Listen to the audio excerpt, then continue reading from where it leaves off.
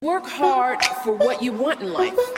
You work hard for what you want in life. That your word is your bond, that you do what you say you're going to do. That your word is your bond, and you do what you say. That you treat people with dignity and respect. That you treat people with respect. Reach of your dream and your willingness to work hard. The strength of your dreams and your willingness to work for them. Work hard. Work hard. Work hard. Work hard. Work hard. Hey guys, I'm Tatum. And it's your girl Milan. And welcome to episode 50 of the Black Girl Boss Podcast. Whoop, whoop, whoop. So in today's episode, I really wanted to talk about a certain place in entrepreneurship that I think a lot of people overlook. I think I even underestimated this, and I kind of had to deal with the growing pains as I was building my business. My clients have to deal with this. This is something I have to really make sure I keep their mindset where it needs to be during this process, because it's a very difficult process, and it's a process that you really don't know until you actually get in it. I like to call it like the gray area of building your business, because a lot of times we have this business idea, and then let's say we do the more tangible things, or the easier things to do, such as create the business entity. Maybe we get our EIN number. We start figuring out what products and services we're going to have, like stuff like that. But then there's also a part in building your business where you have to actually create all of the things that you're going to be offering. So, for example, if you're going to be a life coach, and a part of your life coach program is that your clients get, let's say, a monthly some type of monthly document to help them live their best life. They get a module every single month to help them on the course of your program. They get, let's just start with those two things. There's a point where you have to actually create those things. Like, you have to, if you say they're going to get 12 modules, you have to create all 12 modules. If they're going to get this, if they're going to get like these monthly forms or check-ins or something like that, you have to create those check-ins. You have to figure out what system am I going to house these modules on for them to actually have access to, or what system am I going to use for that? What system am I going to use for this? What's my process going to be to obtaining clients? What's my marketing strategy going to be to obtaining clients? And this is like the stuff that people don't see, because when you say you're going to start a business, you may legally form that business or whatever. A lot of people like to just put up a website that they think is cute, or they like to just start posting on social media about their business. But there's so much like foundational groundwork that you have to do. Like, in the song that comes to my mind while I'm talking about this is like, and you're going to laugh, it's Beyonce's song, Sandcastles. So this song has nothing to do with business, but the reason why it stood out, why I'm thinking about it, is because like when she talks in that song, she's talking about their relationship, but she's talking about how they didn't build a real foundation. They built sandcastles, so it washed away. You know what I mean? So, and a lot of people, they build sandcastles of businesses that don't last. They fall into that 80% of businesses that fail within the first 2 years because there's no foundation there. And that's why I really work on the foundation part with my clients, so that they can understand that these things are necessary. Like, when people look at me and they be like, oh, your business has been successful in X amount of time, or you've been able to do this in X amount of time, it's because I time to build a foundation, and I hired a coach and sought outside help because I didn't want to have to keep touching the stove and burning my hand for me to figure out it was hot. You know what I mean? So, and that's why I like to work with my clients on these things too, because that foundation is important. But building the foundation is frustrating. That's not the sexy part of business. The sexy part is the social media posts, it's the pretty website, it's the speaking engagements, it's all the fluffy stuff that people see. But the real stuff that builds success is the stuff that's not fun. It's frustrating. Like, you spending 6 months doing a work that nobody sees, you start to think that you're not doing anything at all, when in essence, you're just building the foundation brick by brick. So I wanted to ask you, Milan, like, I know we talked about like our stories and how our businesses came about. And you were able to start your business quickly, but do you feel like you took the time necessary prior to introducing your business to the world to really build that foundation? And if you didn't, then like what have you seen since operating in your business thus far that you wish you would have did before? So it's like a yes and no to that question. So yes, I took the proper steps as far as doing the marketing research, the competitive analysis, and building the business plan, really thinking through the services that I wanted to produce, thinking through the pricing, thinking how I was going to really operate the company in this, beginnings in this first startup. But as far as the introduction to clients and to everyone else, I definitely would do it differently. Well, when I first introduced it, it was through Twitter. And it was kind of like what we hate now, but of course we all go through it. It's kind of like, oh, hey, I have a business. It was like, oh, hey, y'all, business here, whatever. But I did say, of course, like it was a public relations agency and stuff like that, but I could have definitely presented it better. Maybe having I don't even think I had a flyer. I'm trying to think, because y'all know that was almost 3 years ago that this took place. I wish I could go back to that tweet. I don't even think I had a flyer. I think I really just made a whole tweet and connected my website to it, and boom, it was there. But one thing I do wish, like as far as the website goes, I didn't have anybody look at the website prior to. Like I was like, oh yeah, I like it. It looks nice. And then like 2 weeks later, I hated the website myself. I mean, other people, of course, that are not like hating, or like you guys that's listening that are in business that were just, just my friends that, oh yeah, I like it. It looks good. Or you could, change this and third, but it was no real critiques there that could have made it so much better. So I would have definitely changed that, because I changed the website probably like 2 times or 3 times prior to even getting the one that I have now, because I was never satisfied with it. So definitely getting that aspect out the way, because your website is your most important piece, especially if that's all they have to go to. So I definitely would have changed that, or just had it solidified in the beginning, not having to do all these changes and all of that, because the website honestly was trash compared to what it is now. So knowing what I know now with the website, it's like, I wish I would have just had it together and it looks good. I did change the colors of the company. That I wish I would have thought through thoroughly. Why? My colors now, one, represent me, like very. Like the yellow has a lot of personality. Yellow has a lot of personality. But it's just they're neutral colors, like so they can go for both men and women. The ones before I was trying to do that, they were blue, yellow, and I think gray, like a grayish color. And I was trying to find that like unisex in it, but it wasn't really unisex. It was like a bunch of damn colors. It didn't look professional. Let me say that. It probably could have, but it didn't look professional. The logo was dope, but it wasn't professional. And I was so focused on like, oh, I want a really dope logo, but I wasn't, focused on a professional piece. Mm-hmm. So I wish I would have like eliminated that aspect out of learning or getting into business first, and just jumping straight in and really thinking like, okay, is this a logo that you're going to look at 5 years from now? I wasn't thinking like that. I wasn't thinking like, okay, is this logo going to be here for 5 years? Am I going to want to see this every day? Is this going to look good on a letterhead? Is it going to look good here? I wasn't thinking like that. So going back and thinking that. So when I first, luckily, nobody remembers the old logo, because since then we've grown so much. So I changed it. Luckily for me, I changed everything when we were like not even at the peak. Mm-hmm. All of my changes were like, yeah, people know the company, but it's not to the scale that it's on now, where if I did something, they'd be like, huh? Like people would notice it. So I was lucky enough to catch myself early on. But if you can eliminate all of that, those are questions that things to think about when it comes down to your logo. So I wasn't thinking about any of that.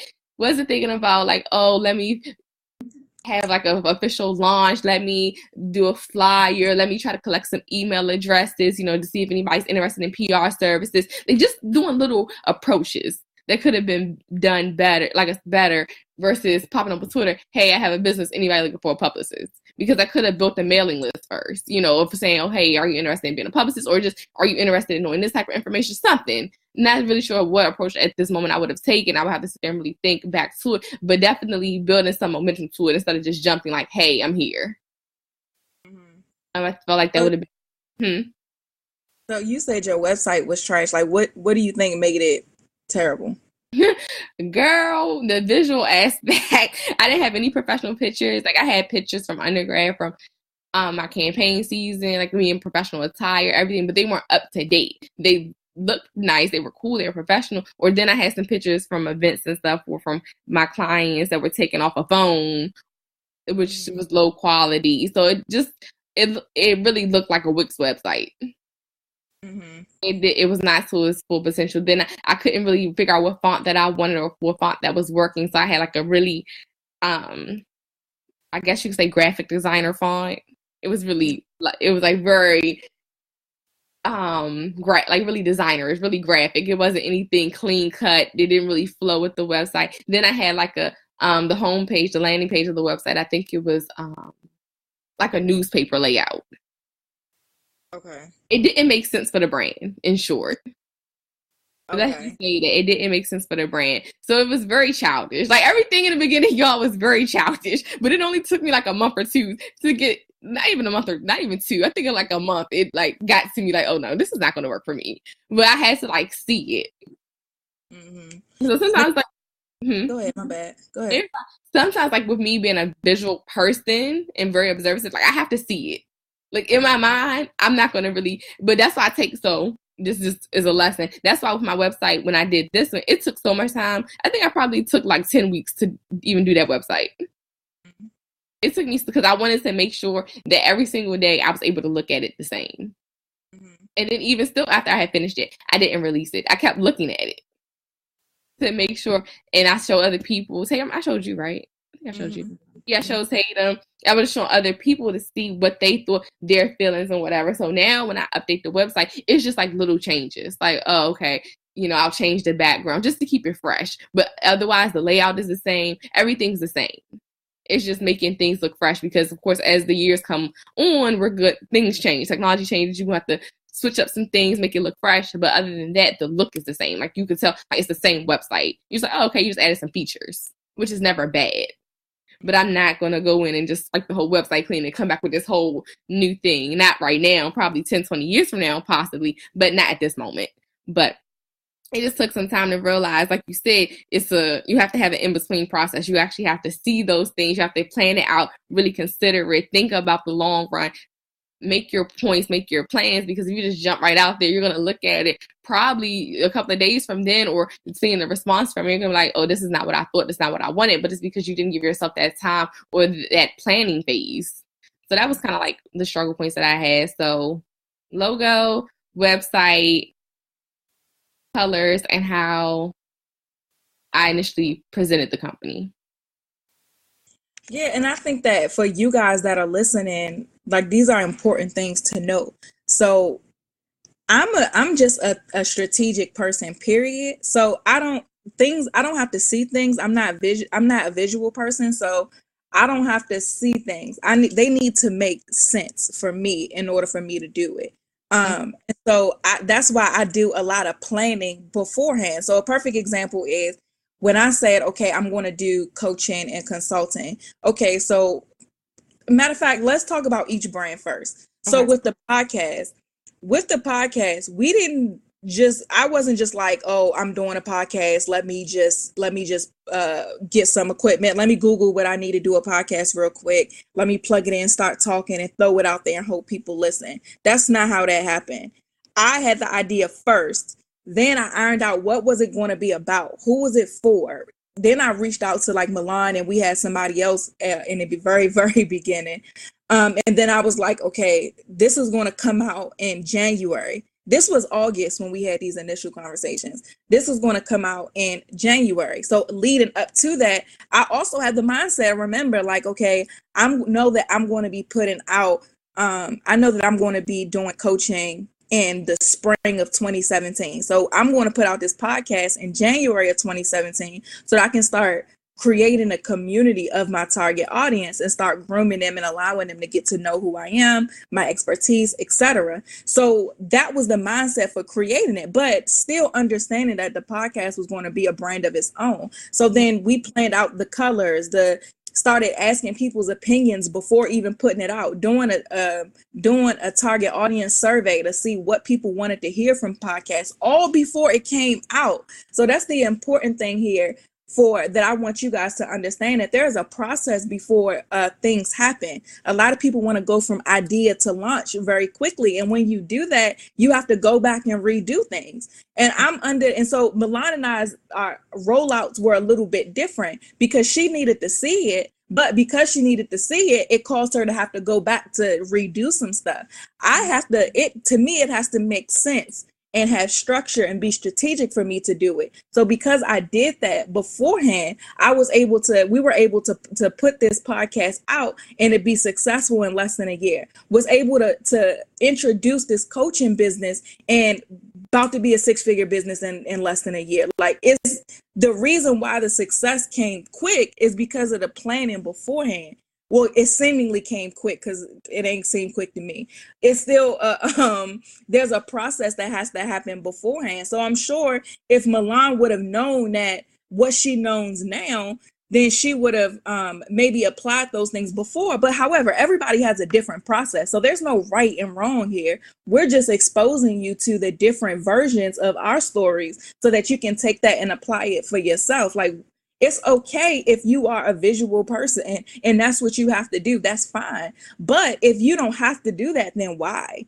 You know what I mean? If you could cut 6 months off your or 6 months off of putting something out and having to keep changing it to just doing it right the first time, then why not just do that? You only make a first impression once. So while you still have control, while you still have your idea and you're preparing to actually introduce this business to the world, make sure that those systems and stuff are are operating on the back end. And that's why it's important. I think another difference between Milan and I's experiences is I had a coach.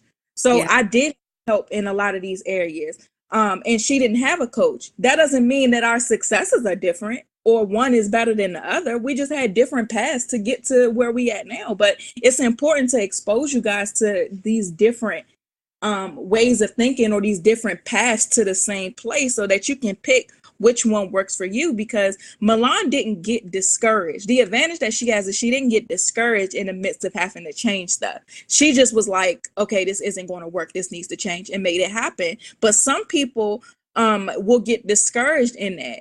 They may look at that website and be like, oh, I'm a failure. You know what I mean? Or they may look at that website and be like, oh, I'm not getting clients the way that I thought I was going to, so I'm just going to give up. You have to be mindful of that too. If you're somebody who gets discouraged by that type of stuff, then you want to make sure that you minimize that risk as much as possible so you don't put yourself in that situation. So again, for you guys that's listening, listen to the stuff that we're saying and apply it to your business so that and I'm a proponent of when you introduce your business to the world, make sure that it's on point the first time. There is going to be things that you're going to have to change for sure, but make sure that, because even in that process of doing the groundwork, you may find that there's one thing that you may have to change that'll be the difference between you leaving money on the table or not. You may find that your target audience doesn't even want what you're selling. You may find that if you just change one key thing about what you planned on doing so that could fit what your target audience wants, then that may be the difference between you making thousands and you making hundreds of thousands. So you got to understand too that your business is not about you and what you want. Your business is about your target audience and what they need. So that's another thing that I think a lot of people really underestimate when it comes to business, that it's all about me. I'm the Black girl boss. I'm the this, I'm the that. It ain't about you, because your audience is the ones that's your boss. Like, they the ones that have to buy into what you're selling. So yeah, take all of these things to account, you guys, when it comes to you planning your businesses, especially as we come up into this new year. So Milan, what I wanted to ask you too was, after you made those changes, what type of clientele were you attracting as opposed to who you were attracting beforehand? So I may have said this offline to you instead, but now I attract like the clients that I want to see, the clients that don't mind on being on retainer. the clients that are like, not even just like, profit wise, but just more so into their businesses, so in tune with wanting to grow and see a change for themselves. Like, yeah, I'm ready to do this. I want to take my brand to the next level, and really willing to listen to my expertise and not having any pushback or saying, okay, if I say, okay, well, right now you don't have a newsworthy brand that's really, pitchable. Let's do some tweaking. Let's do this, that, and the third. They're not like, oh, well, no, I've already felt like, I had this together. It's like, okay, well, what do I have to do? Anything I have to do, let's do it. So those are the clients that I've been attracting, versus before it was like, I'm saying something and they still want to do it their way. Mm-hmm. It's like, okay, yeah, maybe you shouldn't do that social media campaign right now. Maybe you shouldn't put this out right now. And next thing you know, I'm on Instagram and it's out. And I'm like, well, I told you not supposed to. We should have waited because it wasn't strategically planned. And they're like, yeah, but I didn't want to wait. I don't have any patience. So it's definitely a difference in that. So then that's the most important piece, because yes, money is great. Profit is great, but you can make that. And if you don't have a client that's quality or willing to listen to your expertise and you're just getting paid, your name is still on it. So anything that they do that looks bad or put out, it's going to look crazy. It's going to look bad. It's going to look, and your name is on it, and you're quote unquote supporting it, and that's your client. So it's like, if you can eliminate all avenues of that, then do so. And that all comes from what you put out. And I think we talk about this all the time. What you're putting out is what you're going to attract. So, you just really got to think about how your brand is perceived. So, yeah. Yeah, absolutely. So again, you guys remember, especially for y'all that haven't launched your businesses officially yet, really take these things into account. Another thing I wanted to ask you was, do you see people, clients, whoever, who has skipped those steps, and as a result let's say you have to do more work as a publicist, or even friends or associates who have businesses, but they skip so many of these steps to where they're not seeing the results that they want to see in their business? I want to say it again, T. It broke up. Oh, yeah. Are you saying, do you have any clients or people or associates, whoever that who has skipped a lot of these important steps, and so now they're not seeing the results in their business, or they may be in that discouraged space because things aren't working out the way they thought they would? Absolutely. Kind of similar to what I shared with you the other day. That message, like, not even knowing that person, but it was just like, you could tell that from what I showed you, those steps clearly were not there. It was like, yeah, I'm quitting my job tomorrow and I have no profit from my business. It just started in November, but I'm leaving my job because I know I need to put all my time and effort into it. Mm-hmm. They were already, they haven't even really put their business out there, but their business was already over, basically. In short, they didn't even start the business fully, but it was already over, because you're in the mindset of, let me just quit my 9 to 5. And it's only because you want to be an entrepreneur. You want to be self-employed. You want to live this quote unquote lifestyle. Mm-hmm. So that's somebody that I don't even know that I've seen that from. And then personally, yeah, I have some business friends who are still in their beginning stages, but they act so quickly. Yeah. It's like thing after thing after thing, kind of like that person I just mentioned. It was like, okay, she has one business and she has two, she has three. She's like, yeah, I have an official business, but I'm going to make the other ones official come next year. How? Mm-hmm. You haven't even got that first one off the ground and up and running to even see if that's working. So that's what my other friends are kind of like, but they talk to me. So and I just give my opinion, like, maybe you should just work on that one first, get that one going, see the revenue, build it, because you're going to start this one and it's not even seeing clientele, it's not seeing no profit, and then you bring this other business in, but you don't even know how to run this first one. Mm-hmm. So yeah, I've seen it. And like I said, they've skipped the stages of even considering how to make profit. And that's the problem, because if your goal is to make profit from your business, you got to really consider that piece first. Mm-hmm. How you're going to do that, or like even attracting your clientele. But a lot of people don't know their target audience. They don't know the type of industry that they're in. They don't even know who their competitors are. Mm-hmm. So yeah, they've missed those steps, because again, you just put this business here. But if I ask you, okay, yeah, you're selling hair, what is your packaging like? Is it is it going to be something that I'm going to want to put on my Snapchat? And stuff like that matters, because I love packaging. When people send me some nice pack, I'm like, oh, look at this, and I'm gonna show it all. But things like that matter to people when they order stuff. That's an experience for them. So if your packaging isn't up to par with some of these top hair brands, then what are you doing? Because at the end of the day, that's where you want to be, right? You want to be at the top. Mm-hmm. So don't look at somebody who's sitting next to you and look at their packaging and be like, okay, well, this is the type of packaging they use. Let me probably do this, you know.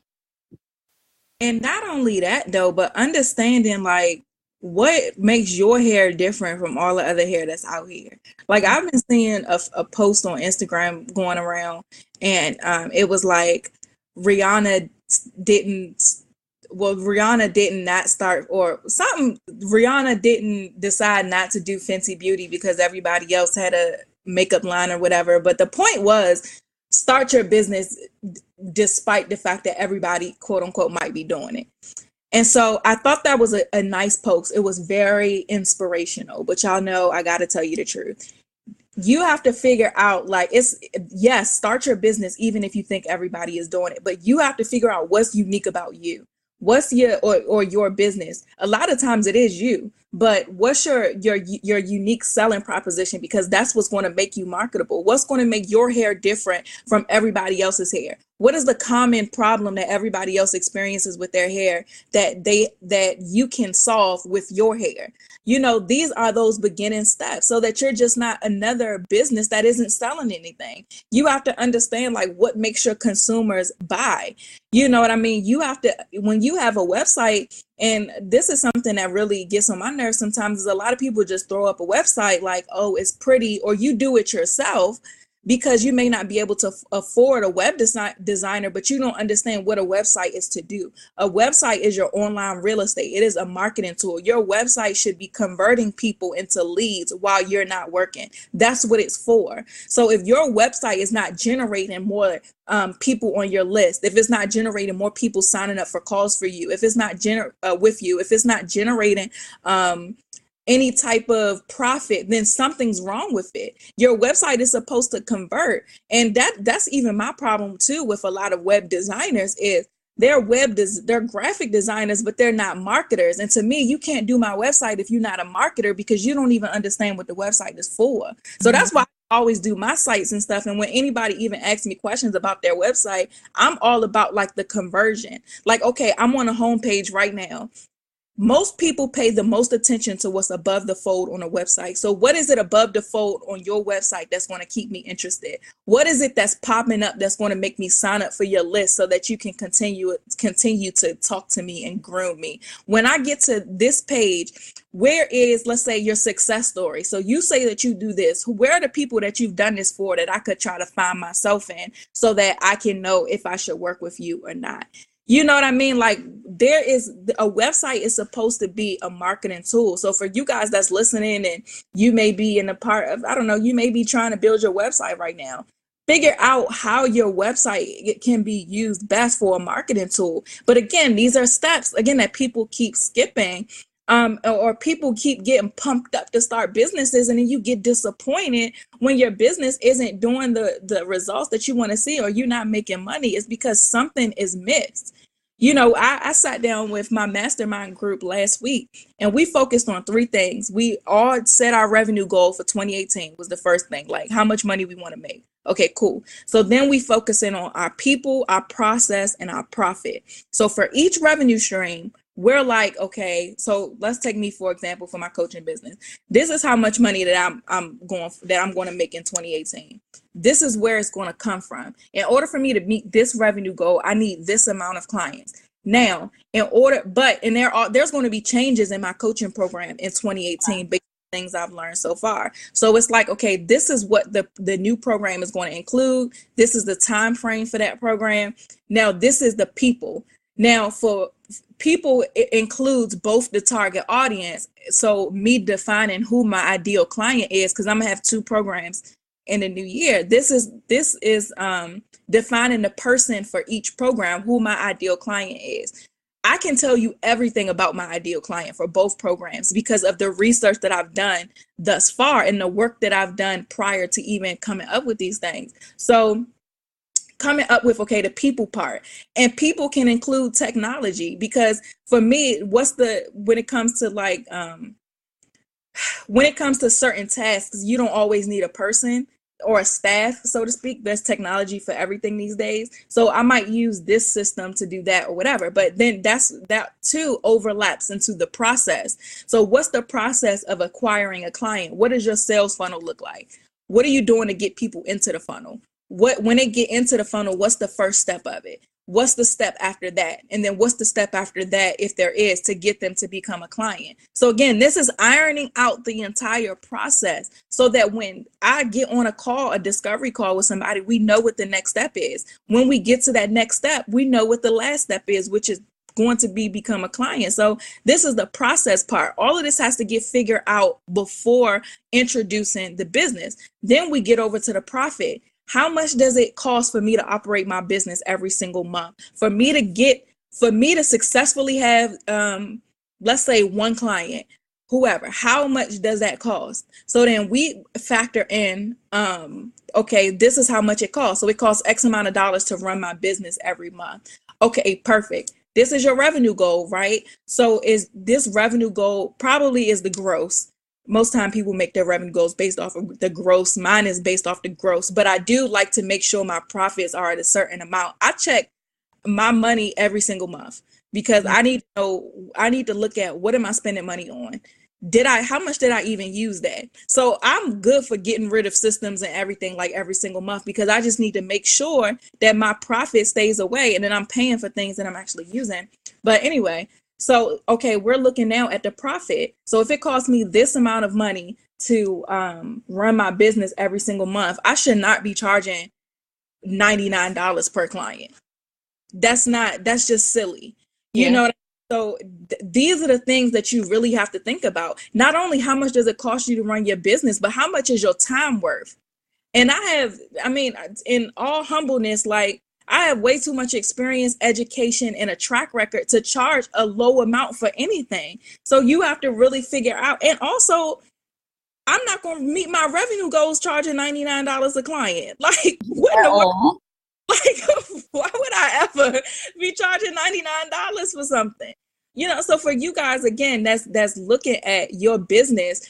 These steps, don't skip those steps because that's going to show you. And when you really break these things down, that's going to show you what you need to be doing. So you may look at your revenue goal and look at how much you're charging and being like, dang, I don't charge enough. It's going to take me 2,000 people this year to reach that. You know what I'm saying? Like, you can't have that. So, yeah, I went off on a tangent, but yeah, it's really important to have all of these things ironed out. And this is something I really, really, really stress with my clients. And I know when they get to working with me, sometimes they be thinking that I'm going to be all, 100%, you're going to save the world. But I really like to drive home the importance of these systems because this is important. So because I want to know when you leave me after we done working together, at the very least, your systems are going to be in place to where you know that no matter what, your process is going to be right. Your people are going to be right. Your profit is going to be right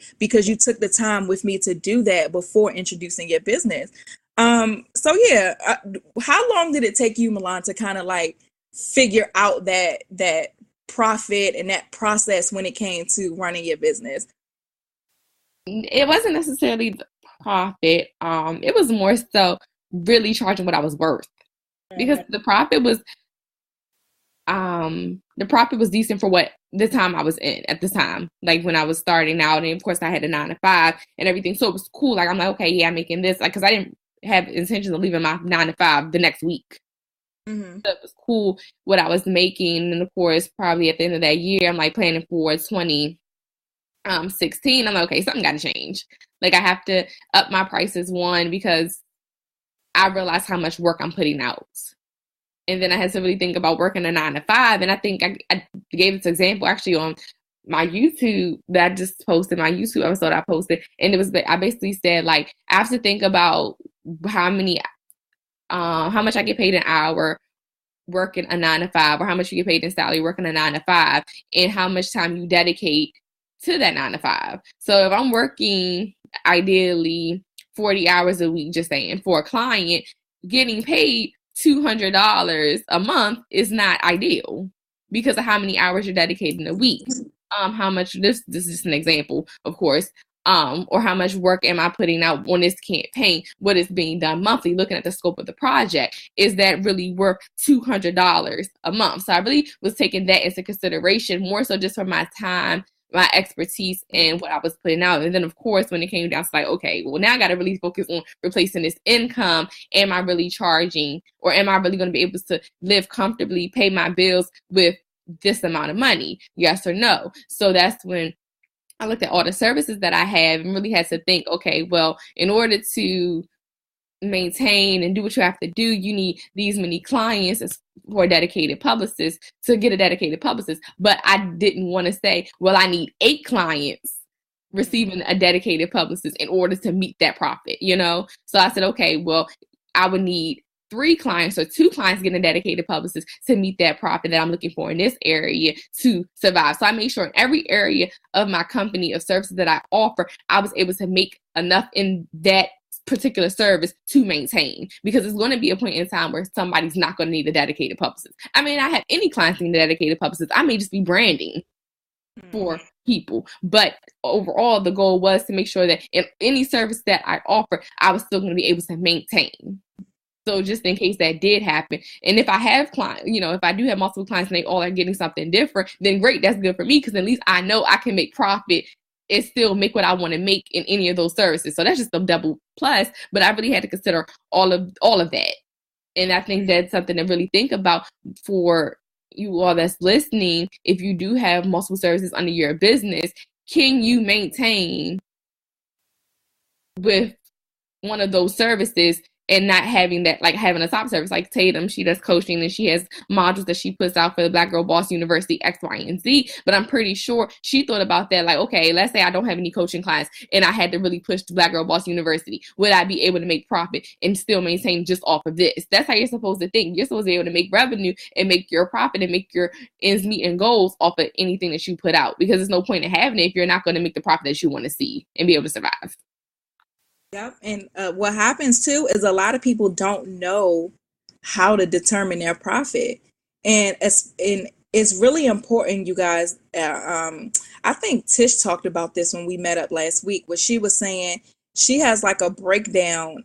She did like a training or something with somebody. And for product-based businesses, and this is important because we talked about this last week when it comes to the sales, when you know how much it takes to run your business and what your profit is, you can't have a sale but for so much, because then you're paying people to get your stuff, because you're losing money or you're breaking even. And what's the point if you're not making any money off of it? You might as well just give it away.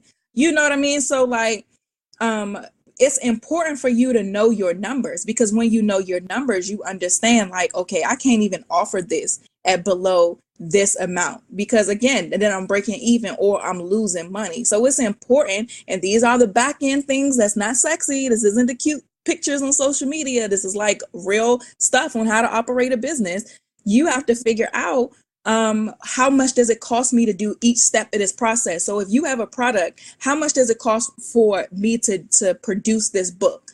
Okay. How much does it cost for the packaging for this book? How much does it cost me to ship this book? Add all of that up. That's your cost. How much are you selling that book for? If it costs you $18 to produce this book, if it costs you $18 to get this book from your hand to your customer's hand, you should not be selling the book for $20. It don't work like that. That's just not smart. So just really figuring out too, when it comes to your pricing, you guys, and sales and all of that stuff, like how much does it cost for you to produce it, and what's your minimum? What's your minimum that you're willing to take home from per item? Then that'll help you too when it comes to sales and things like that. But yeah, it's important to know your numbers. And then also tax season is coming up. All right, I noticed these little property tax returns in Maryland going to cost me $300 to file that. Okay. So I know, so you could either do taxes quarterly or yearly. So you should know, quarterly, like estimated how much you should be paying. So some people pay quarterly, some people pay yearly. So whichever you do, but how much is taxes going to cost me? How much is my tax person going to cost me around this time, so that I could factor that into what I'm doing as well? Because that affects your profit if you're not factoring that stuff in to all of your pricing. So yeah, you guys, it's important to really figure this back end stuff, figure this back end things out, and even understanding like, so one thing that we talked about when we met last week too was, I know that this revenue goal is going to put me in a different tax bracket. So this revenue goal is going to make me responsible for a whole lot of taxes.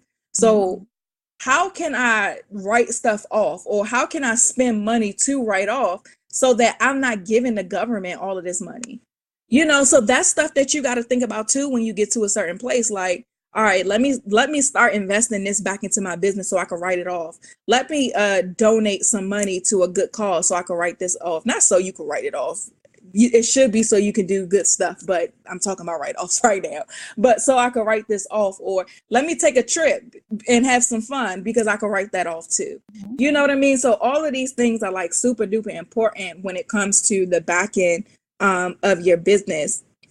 So the last thing I want to talk about, I have like an unpopular opinion, and I've said it like 10 times in the last couple months in person. So I wanted to bring it up on a podcast to see what you think. Okay. So a lot of people, when it comes to launching their business, it's all about the launch these days. Like, it's all about, I'm preparing to launch my business. I'm preparing to launch this. I'm preparing to launch that. And a lot of people always ask the question of, how do I best launch my business or launch this new product? My answer is, I think that launching is extremely overrated, because a lot of times when people launch stuff, it's like, in 2 weeks, we're going to be dropping this such and such. Next week, the countdown to the launch of the new. I'm not trying to really hear what you're going to sell me 2 weeks from now. If I want it right now. And then if you're telling me about it and I can't get it right now, and now I want it, I'm probably going to just buy it from somebody else. Like, that's just my perspective. But as a marketer too, I think that launching is overrated, because these days consumers are a little bit more invested in who they spend money in. So I think instead of launching, a lot of people really should focus on grooming your audience instead. So I told this to somebody who was having trouble figuring out how to launch a new product. And I was saying that you have to groom people to want what you're selling, but not necessarily tell them that it's coming out yet, if that makes sense. So if you're launching a new, let's say, I don't want to use their product. Let's say you're not launching a new, let's say a new hair product that helps dry scalp.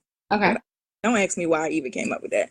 But let's say you're launching a new product that helps dry scalp. Instead of saying, oh, next week we're going to have our new scalp cream available, this, that, and the other, and then talking about it for 2 weeks on social media, and then wondering why when you launched it, only a couple people bought it. So instead of doing that, for those 2 weeks leading up, whatever your launch plan is, make it a grooming plan. So for those 2 weeks, talk about how annoying dry scalp is, and connect with all the dry scalp people in America. Like, oh, I hate how much my scalp is dry. Go on live talking about how much your scalp is dry. Talk about how you've tried this product utilizing your competitors. So it's called ghosting, when you like are talking about your competitors or discrediting your competitors without necessarily saying flat out don't buy from them.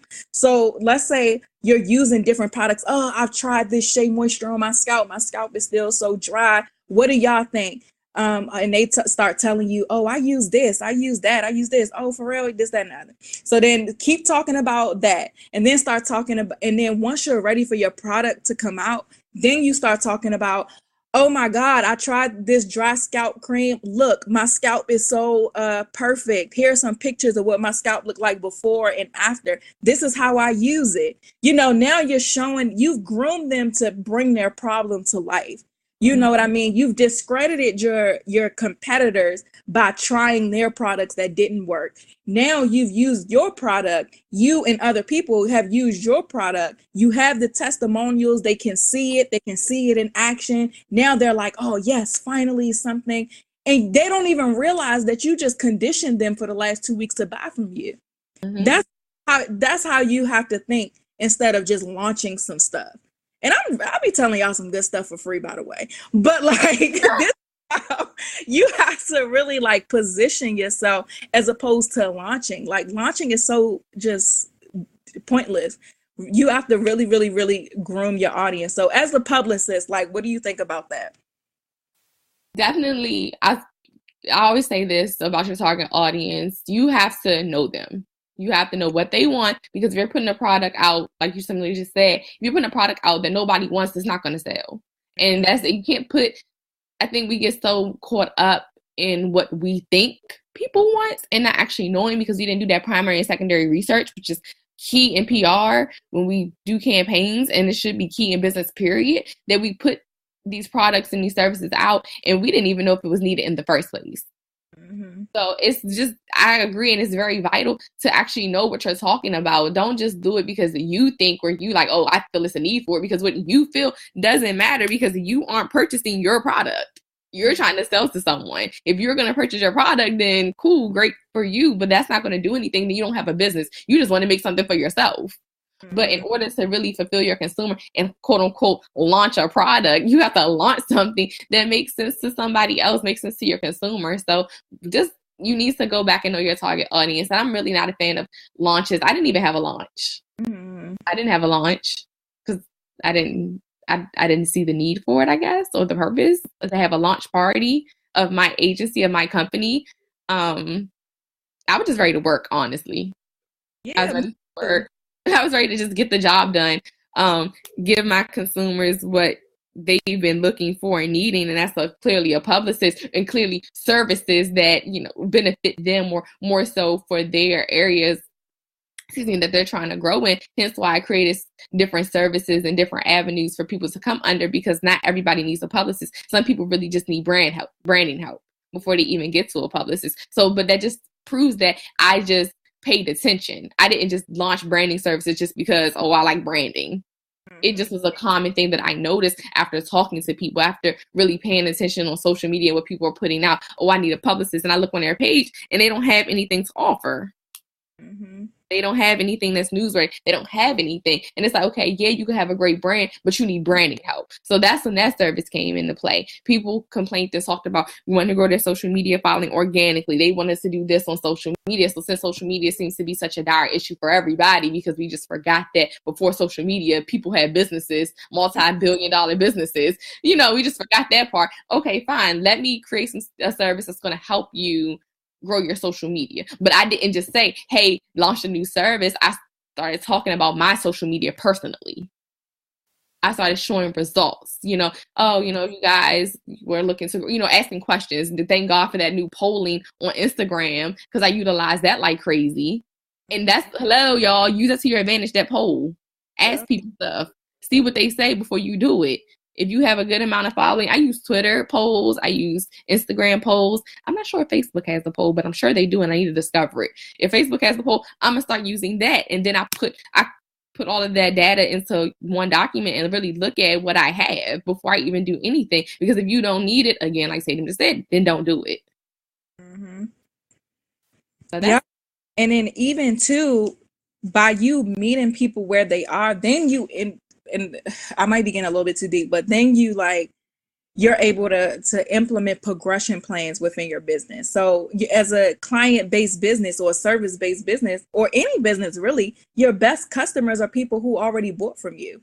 You know what I mean? Like, why not? You're supposed to make money multiple times off the same sale. So if somebody comes to her at the branding level, after she helps them get their brand together, they can move up, or when they're ready for the next level, they'll come right back to her.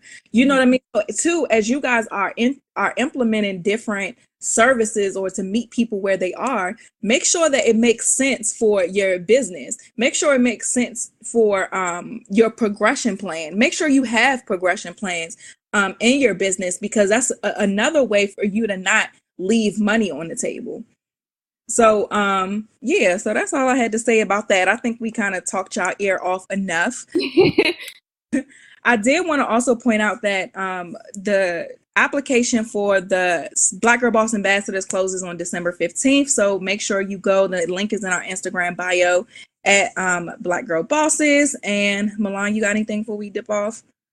Make sure you buy your tickets to the Entrepreneurship brunch. It is web2018.eventbrite.com. We are in Atlanta, Georgia, March 17th, 2018. So I hope to see you ladies there. Yes. All right, you guys, we will talk to you next week. See ya.